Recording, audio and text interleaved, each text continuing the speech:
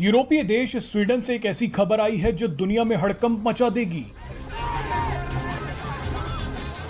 Sweden में एक बार फिर कुरान जलाने की तैयारी की जा रही है। स्वीडन की पुलिस ने कहा है कि उन्होंने एक व्यक्ति को प्रदर्शन के दौरान कुरान जलाने की इजाजत दे भी दी है।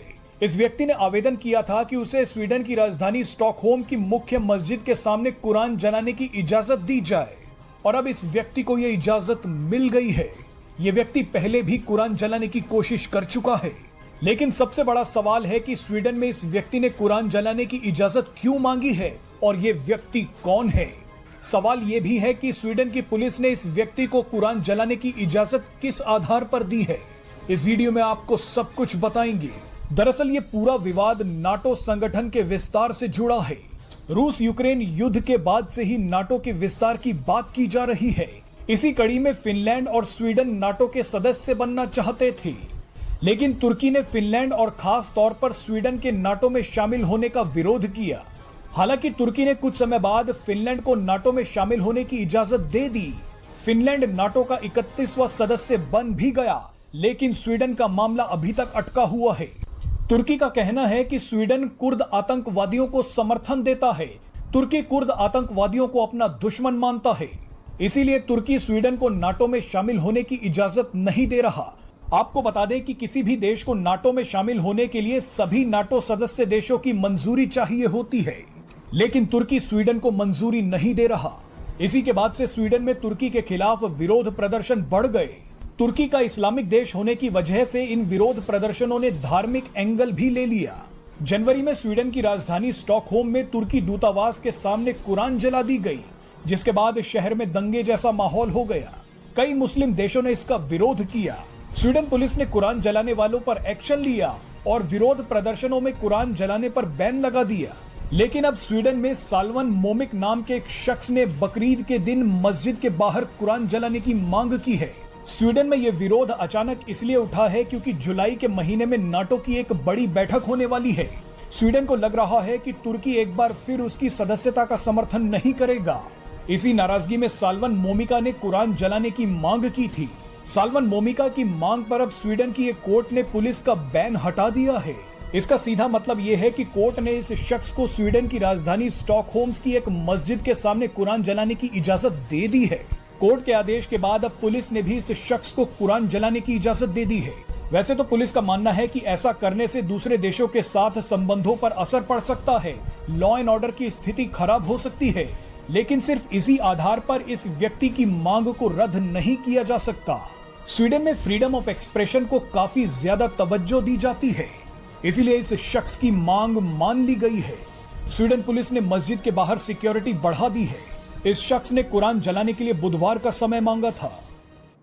तो यह मुझे लगता है, ये मेरा विश्लेषण है, क्योंकि जिस व्यक्ति ने कुरान जलाई वो कुरान उसने इसलिए जलाई कि वो एक एक्स मुस्लिम था। उसने कुरान पढ़ी हुई थी, इराक़ से वो आया था और उसने इसको पढ़ने के बाद जिसके कारण उसको इस्लाम छोड़ना पड़ा, उससे उसने अपना मंतव्य स्पष्ट ये बना लिया था कि साहब कि इस दुनिया की सारी समस्याओं की जड़ जो है वो कुरान ही है।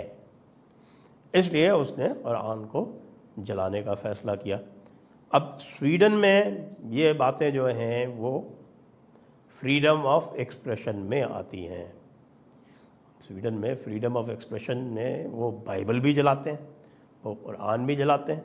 कल को यदि वो गीता भी जलाएं तो भी उनको वो परमिशन देंगे। तो इसलिए ये कहना कि वो किसी एक को अलग तरीके से ट्रीट कर रहे हैं वो गलत होगा। लेकिन जो इसकी प्रतिक्रिया आती है हमारे मोमिनीन से, हमारे भाईजान लोगों से, वो साहब बड़ी ज़बरदस्त होती है। और उनका जो ये कहना है कि साहब कि कैसे किसी ने हमारी किताब को इस तरह से स्पर्श कर लिया, हालांकि वो काम उल्टा करते रहे, उसमें वो उनका हक है। क्योंकि अभी आपको जब मैंने जो शुरू वाला वीडियो सुनाया उसमें तो साफ साफ जो है ये कह दिया गया है कि भाई काफिरों का तो कोई किसी तरह का अधिकार होता ही नहीं। उनके साथ तो केवल आप ये कर सकते हैं, वो भी जो शफ़ाई और मालिकी जो इनके सेक्ट्स हैं वो तो कहते हैं कि साहब कि इनके साथ तो सिर्फ ज़िम्मा किया जा सकता है और इनके ऊपर जजिया लगा दिया जाए और ये जजिया देने को तैयार हो जाएं, यानी कि ये एक अपमान का घूंट निगल कर आपके हुकूमत और अपनी ग़ुलामी मानने के लिए तैयार हो जाएं, एज़ पर सूरत तौबा 29। जी हाँ, ये भी कुरान से ही आता है। तो आप उनकी जान बख्श दें कि उसके बाद वो आपको जजिया देते रहें। जी, इतना ही कंसेशन दिया जा सकता है, और वो भी अहले किताब को दिया जा सकता है। और अहले किताब जो है उसमें ये मानते हैं कि भाई ये जो यहूदी हैं और ईसाई हैं ये हैं, लेकिन आजकल जो उसका इंटरप्रिटेशन होता है वो कहते हैं कि साहब कि चूँकि ये भी जो है क्रिश्चियंस भी जो है वो ट्रिनिटी को मानते हैं, तो ये भी मुशरिकीन हो गए, यानी जो इन्होंने अल्लाह के साथ दूसरों को शरीक कर लिया, कि ये माबूद मानने लगे, ये पूजा के योग्य मानने लगे जीसस को।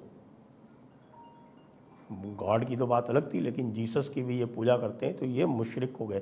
तो उनको भी वो मुशरिक मानते हैं, और मुशरिक की सज़ा तो सिर्फ मौत है। ये है 9.28। ऐसी ही वर्ल्ड वाइड खबरें देखने के लिए हमारे चैनल को सब्सक्राइब करें, बेल आइकन दबाना बिल्कुल ना भूलें। जय हिंद, जय भारत, भारत माता की जय।